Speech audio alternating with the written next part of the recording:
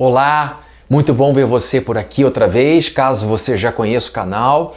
E também é muito bom ver você aqui pela primeira vez, caso seja essa a sua primeira visita. Se for esse o caso, se você estiver aqui pela primeira vez, peço que você faça a inscrição, que você ative o sininho para que sempre que a gente puser um vídeo novo você seja avisado, tá bom? E o nosso objetivo aqui é falar sobre a vida, falar sobre coisas que nos ajudam a viver melhor, coisas que nos ajudam a construir uma vida sensacional.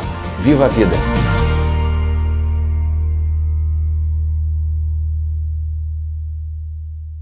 A construção de uma vida sensacional requer uma série de habilidades.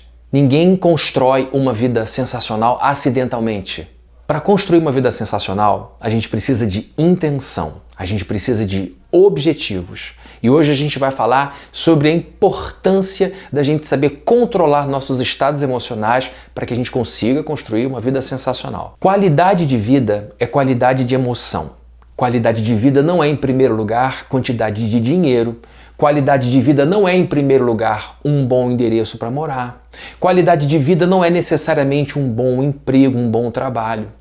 Qualidade de vida tem a ver, sobretudo, com qualidade de emoção. A emoção é um tempero da vida e a gente precisa delas na medida certa. E para guiar a gente nessa reflexão, eu quero fazer uso de uma pessoa que eu gosto muito, José. E no caso é o José que viveu no Egito há alguns milênios atrás. A história de José se encontra na Bíblia e a história dele começa a partir do capítulo 37 do livro de Gênesis e termina no capítulo 50 desse mesmo livro. Mesmo que você que está assistindo não creia na Bíblia como um livro espiritual, é importante que você entenda que a Bíblia é um livro histórico que serve para contar a história de uma nação, do povo judeu. Para quem não me conhece, eu sou pastor e uso a Bíblia para minha própria vida, para meu alimento espiritual e para a condução da minha vida com sabedoria. Meu objetivo aqui não é converter você, porque essa não é minha função, essa é a função de outra pessoa.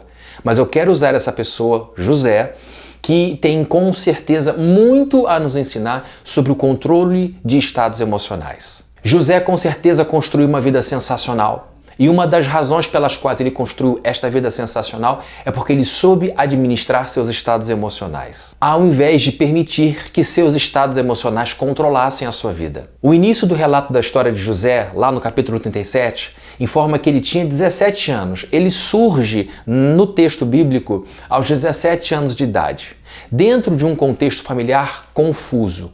O pai dele, Jacó, tinha outros filhos e José era o penúltimo, portanto, ele não era o primeiro filho, ele não era o primogênito. A história de José, no capítulo 37, o apresenta já com 17 anos. O seu contexto familiar era muito confuso, conturbado. O pai de José se chamava Jacó. Jacó tinha muitos filhos e José era o penúltimo.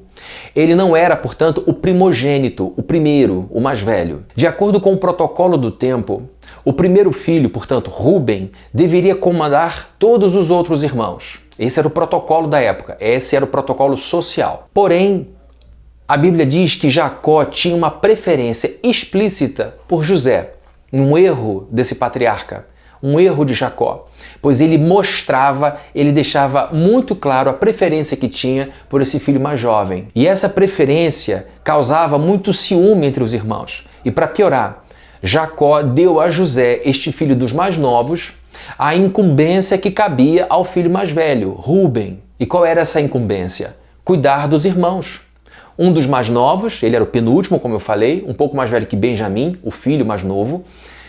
E como esse filho mais jovem, ele nunca, dentro do protocolo social, poderia fazer o que fazia. Mas era uma imposição do pai e as pessoas daquela época não podiam questionar a autoridade do pai. José então desenvolve esse trabalho, acompanhando o desenvolvimento dos trabalhos de seus irmãos e trazendo para o seu pai os relatos que não eram bons. Os irmãos de José não eram pessoas boas de trabalho. O clima vai ficando cada vez pior para José, ao ponto dos irmãos descontarem nele, no José, a raiva que tinham do pai. Eles então arquitetam um plano maligno. Eles resolvem pegar José e vendê-lo como escravo. E depois que fazem isso, quando vendem José como escravo, eles pegam uma parte da roupa de José, molham, sujam com sangue de um animal que eles matam e apresentam ao pai com a seguinte explicação: aquele teu filho, José, provavelmente foi devorado por um animal. Jacó, a partir dali, dá seu filho como perdido. quando na verdade ele estava vivo e agora vivia como escravo. A vida dá prosseguimento. Jacó chorando um filho morto, quando na verdade estava vivo e prosseguindo para o Egito. Ao chegar no Egito, ele é vendido outra vez e agora ele se torna escravo de um militar chamado Potifar. Na casa de Potifar, José se destaca, ele dá continuidade à sua vida, trabalha da melhor forma e isso faz com que ele ganhe um prêmio. Ele começa a frequentar a casa de Potifar e cuidar das coisas de Potifar. Só que com o tempo, a esposa de Potifar começa a colocar os olhos em José. A Bíblia diz que José era um homem bonito, era um jovem bonito por dentro e por fora. Ele tinha caráter e ele tinha beleza física. E essa mulher começa a assediá-lo cada vez mais explicitamente e intencionalmente. Até que chega um ponto que ela propõe que eles se deitem e ele rejeita aquilo. E ao rejeitar, ele foge dela. Só que deixa nas mãos dela, não o seu caráter, não deixa nas mãos dela o seu compromisso com Deus, ele deixa nas mãos dela uma peça de sua roupa. Vamos imaginar que fosse um casaco. E ela usa esse casaco para dizer ao seu marido Potifar que ela havia sofrido assédio sexual e por conta disso Potifar lança José na cadeia. Então vejam, a vida de José só vai piorando. Ele é vendido pelos irmãos como escravo, ele é jogado em outro país, precisa tocar a vida longe do pai que tanto o amava e que tanto ele amava. Ele precisa agora viver como escravo. José era um homem rico, era filho de um homem muito rico, tinha uma vida muito boa e agora ele vive como escravo, não tendo feito nada que justificasse uma vida como essa. E agora na cadeia ele vai tocando a vida dele. E lá, num determinado momento, dois presidiários apresentam uma tristeza que aparece no rosto deles. José pergunta qual era o motivo, e o motivo era que tinham tido sonhos, cada um seu sonho, e eles não conseguiam entender o que tinha acontecido, o que significava aquele sonho. José, então, interpreta os sonhos dos dois, dizendo que um voltaria ao seu posto, que era o de copeiro do faraó, que faraó era a autoridade mais importante e poderosa do seu tempo, e o outro acabaria morto. Passado alguns dias, o que havia de morrer, de fato morreu, e o que haveria de voltar, voltou ao seu posto. Mas antes de deixar a prisão em direção ao seu posto outra vez, o copeiro, José faz um pedido. Ele pede a esse copeiro que, ao estar na presença de Faraó, que ele diga a Faraó que a razão de sua prisão é injustificável, que ele precisava de um advogado de defesa que o tirasse da cadeia. E o sujeito, então, agradecido pela interpretação de José, diz: pode contar comigo, assim que eu tiver essa oportunidade, eu vou falar do seu caso, se Deus quiser, tudo vai dar certo.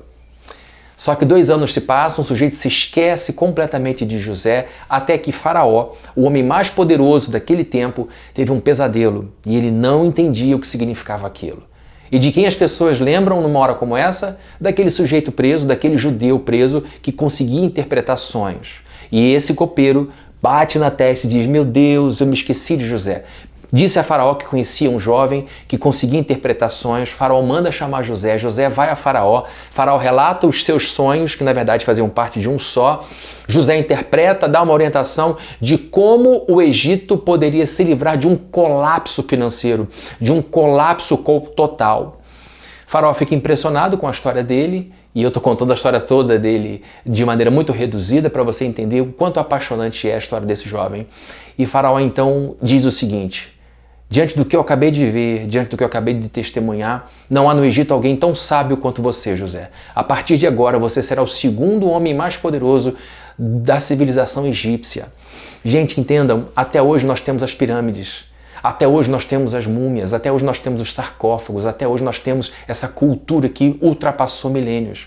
Então a gente percebe que José se torna uma pessoa importante, quase tão importante quanto o próprio Faraó, por conta dessa postura que ele tem de saber administrar seus estados emocionais ao longo de um processo de 13 anos de sofrimento, porque ele é vendido pelos irmãos aos 17 e ele é colocado na posição de governante do Egito aos 30. São 13 anos de muito sofrimento. E a gente percebe que ele é um homem que construiu uma vida sensacional porque ele conseguiu controlar seus estados emocionais. Já deu para você ver que a vida de José, emocionalmente falando, foi muito difícil.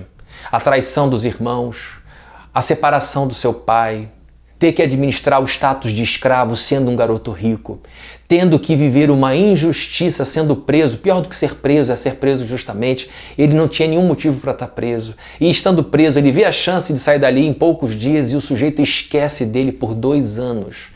Então José é um homem que tinha tudo para se deitar num canto e esperar a morte chegar. José tinha tudo para ser uma pessoa amargurada.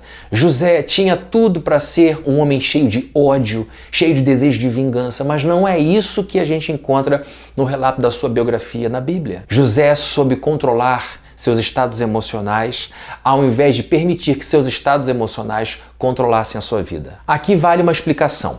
Eu não estou falando que ter emoções é ruim, que ter emoções é uma coisa negativa. Não.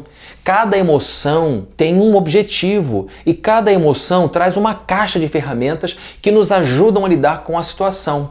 Vamos imaginar o medo, a emoção do medo. O medo nos ajuda a tomarmos precauções diante de uma ameaça. Quando você se vê com medo de ser assaltado, você toma medidas para evitar que seja assaltado. Quando você está diante da ameaça de sofrer algum golpe de alguém que está para trair você, você toma precauções, medidas para evitar que essa pessoa arranque de você aquilo que você conquistou com muito suor.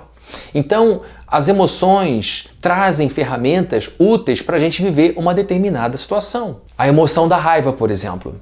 A raiva nos ajuda a colocar o nosso corpo num estado de luta. E muitas vezes é a raiva que a injustiça traz que faz com que a gente lute por justiça. Às vezes é a raiva pela infidelidade, por tudo que ela faz de mal a um casamento, por exemplo, amizades também, que faz com que a gente tome a decisão de sermos pessoas leais e fiéis. Portanto, a raiva em si não é ruim, ela traz ferramentas que nos ajudam a lidar com o momento. A gratidão. A gratidão é um outro sentimento, a gratidão é uma outra emoção. A gratidão nos traz relaxamento, a gratidão nos coloca num estado de paz, a gratidão nos evoca o amor e faz com que a gente consiga expressar sentimentos com mais abertura. Portanto, a gratidão também é um estado emocional que tem suas ferramentas que nos ajudam a viver um momento. O grande problema é que muitas pessoas entendem emoções como comandos, quando na verdade emoções devem ser interpretadas como sinalizações. E mais, as emoções não podem nos controlar na maior parte do tempo.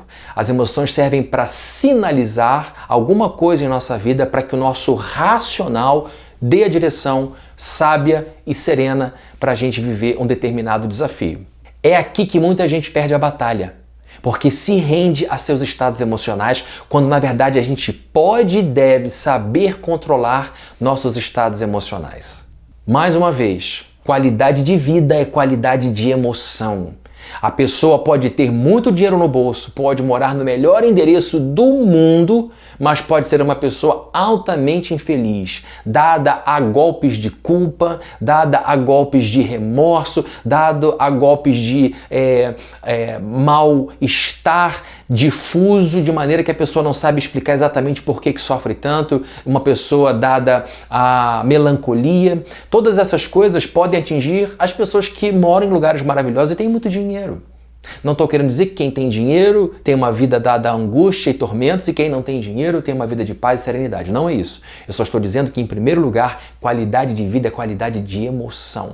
Emoção é uma coisa que a gente sente depois daquilo que a gente entende. Então, a primeira coisa é você entender que a gente, para poder viver uma vida maravilhosa, construir uma vida sensacional, a gente tem que aprender a controlar com a cabeça as emoções que vão habitar no nosso coração. As emoções são o tempero da vida. Pense no sal.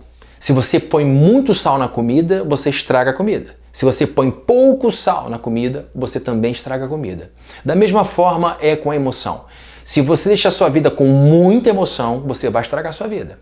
Quem é que vive com muita emoção? Quem é que vive por emoção o tempo inteiro? Crianças de 3 anos de idade. Agora, se você tira completamente a emoção da sua vida, você vai ver como cínico, vai ver como uma pessoa debochada, uma pessoa que não acredita em nada nem em ninguém. Então, emoção demais estraga a vida, emoção de menos estraga a vida, por isso a emoção deve ser vista como um tempero, como algo que vem dar sabor à vida. Vamos voltar aqui para José. Se ele tivesse pautado a sua vida em seus estados emocionais, ele não teria chegado onde ele chegou. E onde José chegou? José chegou ao posto mais alto do Egito, sendo ele estrangeiro, vindo ele de uma vida de escravidão. Você pode imaginar, por exemplo, alguém que foi, vamos imaginar os Estados Unidos, a maior potência militar, a maior potência econômica do planeta. Um estrangeiro colocado naquele país como um imigrante ilegal, que injustamente foi preso, foi colocado numa cadeia com criminosos federais e de repente ele se torna conselheiro do presidente americano ou da presidente americana. Então a gente percebe que o salto de vida dele foi muito grande e que esses 13 anos de sofrimento foram grandes preparos para sua alma, para aquilo que ele viria a enfrentar. Ele chegou então a um posto alto, altíssimo, e só não se tornou o próprio faraó porque ele não tinha consanguinidade, porque os faraós passavam seu posto de maneira consanguínea. E ele, uma prova disso, do valor que ele tinha, é que ele recebe de presente, por assim dizer, uma esposa. E essa esposa era filha de um sacerdote. Na hierarquia do Egito, em primeiro lugar no patamar estavam os faraós e a sua família, e no segundo patamar os sacerdotes. O faraó, de muito agradecido, não poderia dar uma filha sua porque isso ia contra as leis do seu próprio povo. Mas ele dá, num escalão imediatamente abaixo, uma mulher como presente e a Bíblia diz que ele constrói uma família com aquela mulher. Então vejam que ele se tornou uma pessoa muito poderosa, acolhido pela nação egípcia, civilização essa que ele salvou pela ajuda de Deus. Então, gente, é aí que José chegou ao posto máximo e algo muito importante acontece. Anos depois que ele está exercendo o seu cargo poderosíssimo, ele tem um reencontro com os seus irmãos. Seus irmãos vão até o Egito porque era o único lugar que tinha comida naquele tempo e vão comprar comida dos egípcios. E esses irmãos vão coincidentemente até José, mas eles não reconhecem José. José estava transformado, cheio de glória, cheio de riqueza, cheio de autoridade. E eles vão até José e José os encontra. E naquele momento, muita emoção brotou no coração. Então vejam, José não era um homem sem emoção. A Bíblia diz que ele tinha que se conter, tamanha era a força das emoções que ele tinha quando via seus irmãos. E depois de um tempo, sem se identificar, os irmãos vão se relacionando com ele como sendo uma autoridade egípcia. José falava em egípcio com um tradutor que traduzia para o hebraico para que não fosse identificado para os seus irmãos. E isso aconteceu por um período. Ele tem um reencontro e esse reencontro tinha tudo para dar errado se José deixasse a sua vida ser guiada por seus estados emocionais. Ao invés disso, ele guiou a sua vida, guiou seus estados emocionais pelo seu racional. Vamos imaginar se José, ao longo desses 13 anos, fosse levar a sua vida baseando-se em seus estados emocionais. José era um homem de fé. Naquela época não existia ateísmo. Ateísmo é um fenômeno novo na história humana. Nos povos passados, o problema não era a ausência de Deus, era o excesso de deuses. Então ele vivia dentro de uma cultura monoteísta, uma cultura hebreia, e ele tinha uma relação muito forte com Deus. E mesmo tendo essa relação muito forte com Deus, ele que sabia que seu Deus era soberano, absolutamente poderoso, cheio de amor, permitiu que ele sofresse o que sofria na mão dos seus irmãos. José também viu que Deus não fez nada quando a esposa de Potifar o assedia para cometerem adultério e ele diz, não vou cometer adultério porque isso é errado aos olhos de Deus e é errado com seu marido que tem me tratado tão bem. José também viu que Deus não fez nada quando ele é lançado no cárcere sem nenhum motivo. José também viu que Deus não fez nada quando o sujeito que ele tinha acabado de ajudar, disse que assim que chegasse lá, prontamente intercederia em benefício de José e passam-se 2 anos e ele é esquecido mais uma vez. Portanto, são 13 anos de um homem vivendo sob a soberania de um Deus que não faz nada para aliviar o seu fardo. Imaginem se José permitisse que seus estados emocionais guiassem a sua relação com Deus. Ele só percebe coisa ruim acontecendo em sua vida. Ele vai vendo que as coisas vão só piorando, mas no meio dessa piora, ele continua trazendo Deus para a vida dele o tempo inteiro. Porque ele temia Deus, porque ele respeitava Deus, porque ele levava Deus a sério. Ele disse para a mulher de Potifar, eu não vou fazer isso, porque isso é errado. Porque ele levava Deus a sério, porque ele mantinha uma relação com Deus lá no cárcere, quando o sujeito conta o sonho para ele diz, é Deus que sabe a interpretação dos sonhos. Ele nunca se divorciou de Deus e nunca culpou Deus por todo o mal que sofria. Ele não permitiu que o ressentimento, a mágoa, o desgosto afetassem a sua vida espiritual. Ele não permitiu que seus estados emocionais vandalizados poluíssem a sua cabeça. Ele conseguiu separar na sua mente de maneira muito racional os eventos que estavam acontecendo do amor de Deus. E tem uma frase que eu criei para mim, que eu uso fartamente. Quando a gente não entende o que Deus faz, a gente confia em quem Deus é. José sabia quem Deus era, mesmo que ele não entendesse o que Deus estava fazendo. E isso é muito importante para a gente controlar nossos estados emocionais. Porque às vezes Deus não faz nada para livrar a gente de alguns problemas. Às vezes a gente planta o bem e as pessoas nos dão o mal e a gente olha para o céu e diz, vai ficar assim? A gente tem essa situação semelhante à de José. E é muito importante a gente entender quem Deus é para confiar naquilo que Ele faz, mesmo que a gente não entenda o que Ele está fazendo. É assim que a gente controla o impulso da rebeldia contra Deus, porque na verdade é o único aliado que a gente tem quando todo mundo deixa a gente sozinho. Então a gente precisa desenvolver essa capacidade absolutamente racional de entender quem Deus é, confiar em quem Ele é e deixar que Ele conduza a nossa vida pelos vales e pelos montes. A essa altura, talvez alguém esteja pensando, você está falando, Fabrini, de fé em Deus, confiança em Deus, mas fé não é emoção? A fé não é uma coisa que eu sinto? Sim, o sintoma da fé é a confiança. Como é que você percebe uma pessoa de fé? Quando essa pessoa confia. A palavra fé no grego é pistis, e pistis no grego significa confiança. Então, quando a gente fala de confiança em Deus, a gente está falando de confiança em quem Ele é. Você pode confiar num amigo, porque você sabe quem esse amigo é. Você pode confiar no seu conhecimento, porque você estudou. Você pode confiar no seu carro, porque você cuidou bem dele. Então, fé, em primeiro lugar, é uma palavra que fala de confiança. Por que José manteve a sua fé, mesmo com tudo dando errado? Porque ele sabia quem Deus era, ele conhecia Deus, ou seja, saber, conhecer são coisas do âmbito racional. E a fé que nasce, a confiança que nasce, é, portanto, filha desse entendimento do racional. O que eu quero dizer é que a fé, ela é percebida por um sentimento de confiança, mas esse sentimento de confiança, esta emoção chamada confiança, é filha de algo racional, do nosso conhecimento de Deus. Mais uma vez, José era um homem de fortes emoções. José não era uma pessoa fria, uma pessoa calculista. José era um homem sanguíneo, José era um homem de emoção. E de onde eu estou tirando isso? De uma parte do relato, depois eu te incentivo a ler Gênesis de 37 a 50, porque é uma história encantadora, maravilhosa, inspiradora, que nunca cansa a gente.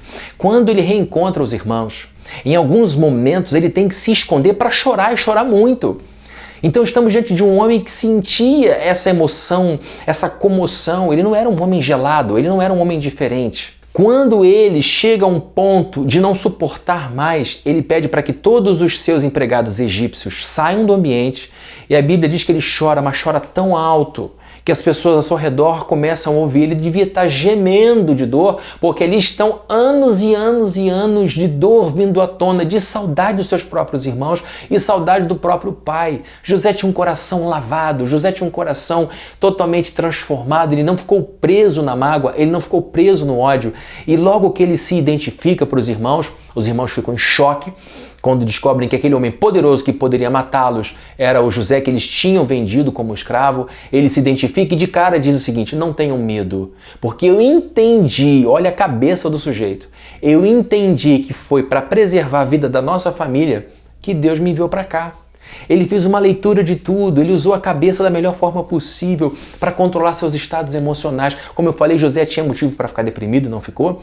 José tinha motivo para ficar com ódio, não ficou. José tinha motivo para se vingar de seus irmãos e não se vingou, porque ele usou a cabeça dele para controlar seus estados emocionais. E agora José diz para os irmãos, depois de tantos anos refletindo, estando eu agora onde estou, eu consigo entender que estou nessa posição, que passei por todo esse sofrimento para manter as nossas famílias intactas, porque há fome em todo o território e o único lugar que tem comida é aqui no Egito, e no Egito quem manda sou eu. Isso não é incrível?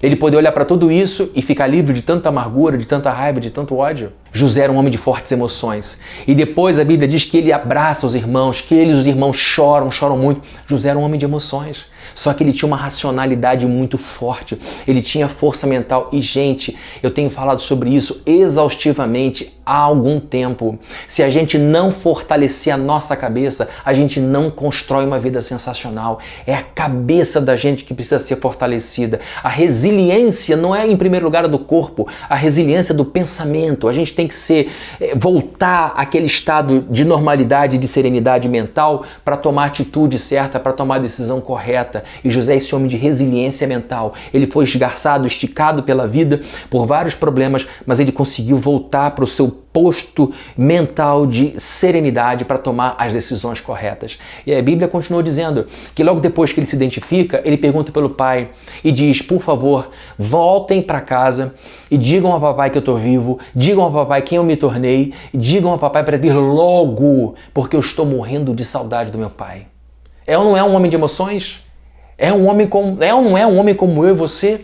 Um sujeito que está ali há anos separado do pai que ele tanto amava. Ele diz: queridos irmãos, não fiquem com medo, eu não vou matar nenhum de vocês. Eu só quero que vocês tragam logo para cá suas famílias, porque elas estão passando necessidade. Aqui tem muita comida e eu vou sustentar vocês. Olha que sujeito. Por isso eu digo, vá ler a história de José, de Gênesis, primeiro livro da Bíblia, do 37 ao 50. E ele então manda trazer o pai, traz papai para cá porque eu quero que ele me encontre. E aquela história do filho, não sei se você é assim, mas eu tinha esse desejo. Eu queria dizer para meu pai: pai, vem ver o carro que eu comprei. Não tive essa possibilidade, meu pai não ligava muito para mim.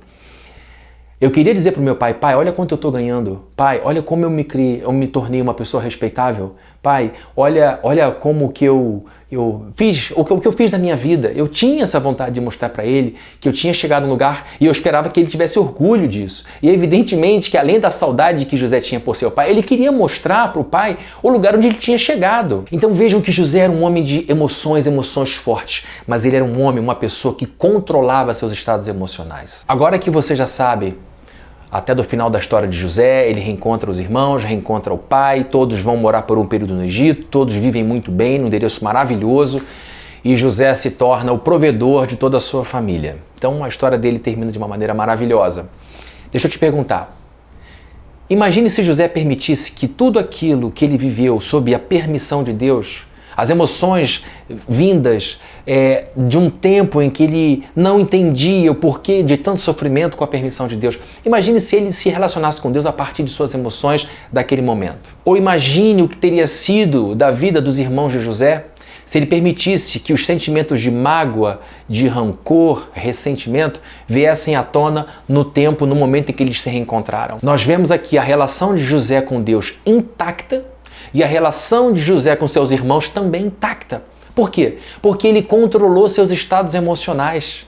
Ele conseguiu colocar as emoções fortes do seu período de sofrimento sob seu domínio, sob o domínio de uma mente forte, de uma mentalidade estruturada, arrumada. Foi o que protegeu José. Quem protegeu José foi a sua fé em Deus e a sua mente blindada. Se José tivesse permitido que a sua relação com Deus seguisse o caminho da mágoa, do ressentimento, se ele permitisse que a sua relação com seus irmãos seguisse livremente o caminho do sentimento de vingança, do revanchismo, a história teria sido completamente diferente. Eu não estaria aqui dando testemunho de um homem vingativo que não amava a Deus.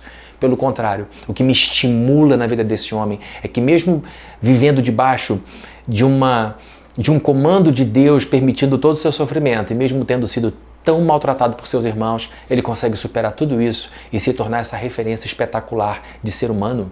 Me diga uma coisa, como que seria a vida de uma pessoa que vivendo sob a permissão de Deus prova uma série de problemas e talvez problemas que não tenham relação com coisas erradas que ela tenha feito, talvez ela esteja vivendo uma vida confusa, atribulada por motivos alheios ao seu conhecimento. E essa pessoa diga: por que Deus permitiu tudo isso? E desenvolvesse então muita raiva de Deus, muito ódio de Deus, porque afinal de contas Deus permitiu tanto sofrimento. Imagine essa pessoa. Agora pense numa pessoa que passa por muito sofrimento e mesmo passando por muita dor, mesmo que essas dores não tenham relação nenhuma com aquilo que ela possa ter feito de errado, uma pessoa que fez o bem e de alguma forma tem sofrido por algum motivo que ela desconheça. Imagine essa pessoa olhando para Deus e dizendo: Deus, não está sendo fácil.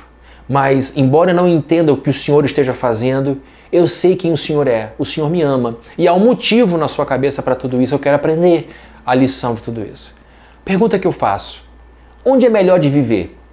Onde você prefere, que tipo de pessoa você prefere ser? Essa pessoa que vive o tempo inteiro com raiva de Deus, com sentimento de ódio, com sentimento de tristeza, vontade de blasfemar, de dizer coisas... Blasfemar é falar mal, bem dizer é dizer coisas boas. Imagina essa pessoa constantemente com raiva de Deus e imagina essa pessoa que passa pelas tribulações, sente a dor e em alguns momentos sente alguma dúvida aqui, mas no fim do dia diz: Deus, eu sei que o Senhor é bom. Em algum momento as coisas vão ficar claras para mim. Que tipo de pessoa você acha que vai viver melhor? Porque sofrimento tem data de validade. Ele vem e passa. Mas a gente permanece como pessoa. Então, se o problema passa por nós e deixa a gente estragado, a gente continua sendo essa pessoa estragada. Agora, se o sofrimento passa por nós e nos purifica, a gente continua sendo uma pessoa melhor. Agora, vamos imaginar essa situação sem Deus. Alguém te fez muito mal. E você está aí dizendo: por que essa pessoa me traiu, tendo eu sido tão leal? Por que essa pessoa me roubou, tendo sido eu tão honesta? Por que essa pessoa me fez tão mal, tendo sido eu uma pessoa tão boa? Se você ficar preso nessa pessoa, essa pessoa corre o risco de seguir a vida, prosperar, seguir o rumo, e você ficar parado no ódio e ficar lamentando, aborrecida toda vez que chegar a você a notícia de que aquela pessoa prosperou, enquanto você está presa, amargando uma derrota, uma traição que aconteceu tantos anos atrás. Um tempo atrás, uma pessoa me procurou aqui com uma dor muito grande. Ele me disse que havia sido traído por sua esposa. E no meio da conversa, essa pessoa me disse: Fabrini, eu joguei tudo fora, todo o amor que eu dei, todo o carinho que eu dei, eu joguei tudo fora. Essa pessoa me deixou por outro, me traiu, e eu me sinto desprezado e joguei tudo fora. E eu disse para essa pessoa imediatamente: você não jogou nada fora. O que você fez de correto, fez sob a orientação do que a Bíblia te dizia. Você procurou ser um bom marido, você se esforçou para ser um bom marido, porque era o que a Bíblia ensinava a você.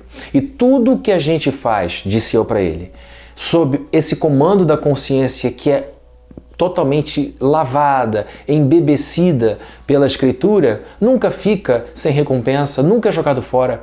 Então, em primeiro lugar, eu disse para ele: você deu esse tratamento honroso, bondoso, fidelíssimo a Deus e depois, como consequência, a sua ex-esposa. Então você não jogou nada fora. Na verdade, quem jogou coisa fora foi ela. Ela jogou você fora, jogou a família fora, jogou a história de vocês fora. O desperdício é da parte dela. Então, quando a gente consegue se libertar desse ódio das pessoas, a gente, na verdade, ganha uma nova perspectiva. Hoje, essa pessoa vive muito bem, graças a Deus, conseguiu dar continuidade à sua história de maneira digna. Então, você precisa olhar para tudo isso e perceber que essa raiva de Deus, que essa raiva de alguém só faz a sua vida ficar ruim. Então, que você olhe para o alto e diga: eu não entendo o que está acontecendo, mas eu sei que o Senhor é bom. E eu não quero mais ficar preso achando que as pessoas me devem alguma coisa. Eu vou recomeçar a minha vida, eu tenho uma mente próspera, eu vou crescer de novo, eu vou conhecer pessoas novas outra vez e a minha vida vai se tornar melhor do que era. Essa é a mentalidade de alguém que consegue controlar seus estados emocionais, que não se deixa levar, que não se deixa guiar pela mágoa, pelo ressentimento, pelo ódio, pelo sentimento de vingança. José construiu uma vida sensacional porque ele dominou seus estados emocionais. E você vai construir a sua vida sensacional.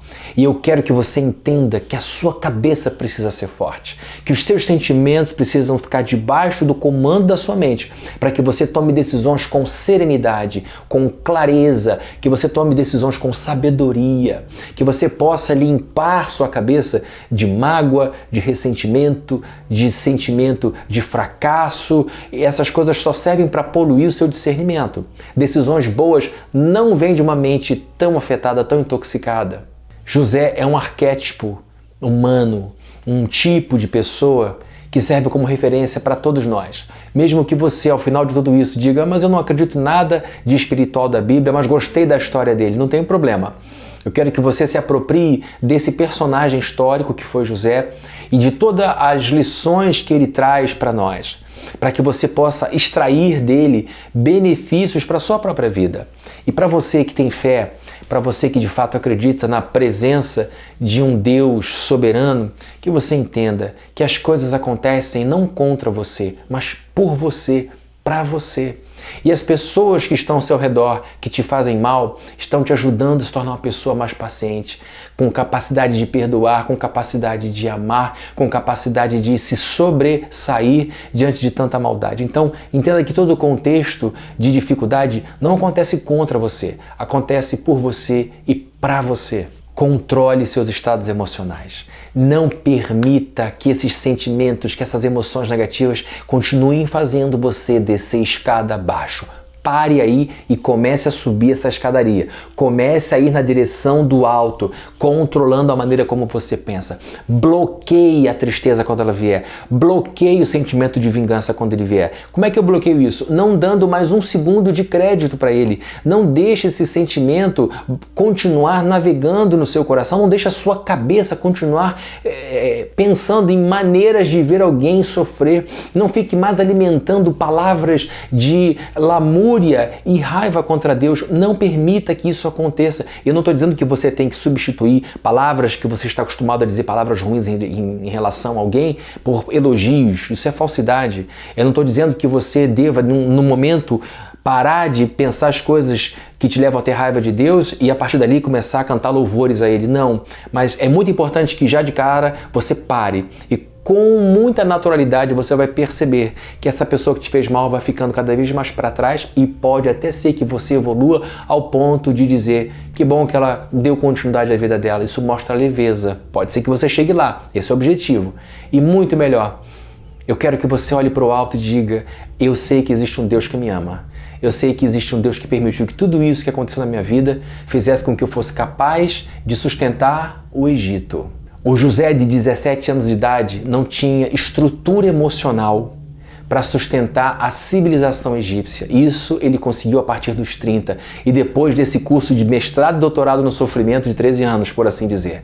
Ou seja, toda essa dor que você está vivendo, todas essas angústias que você está vivendo, estão treinando você emocionalmente e, sobretudo, racionalmente para segurar o peso de uma vida grandiosa, de uma vida sensacional, para que você possa lidar com todas as responsabilidades, para que você saiba lidar com todos os benefícios, todas as bênçãos que advêm de uma vida grandiosa, de uma vida sensacional. Então, há uma jornada, há um momento de crescimento, de maneira que dos 17 aos 30 José se torna um grande homem e você com certeza vai chegar na outra ponta desse percurso como uma grande mulher, como um grande homem que conseguiu construir uma vida sensacional.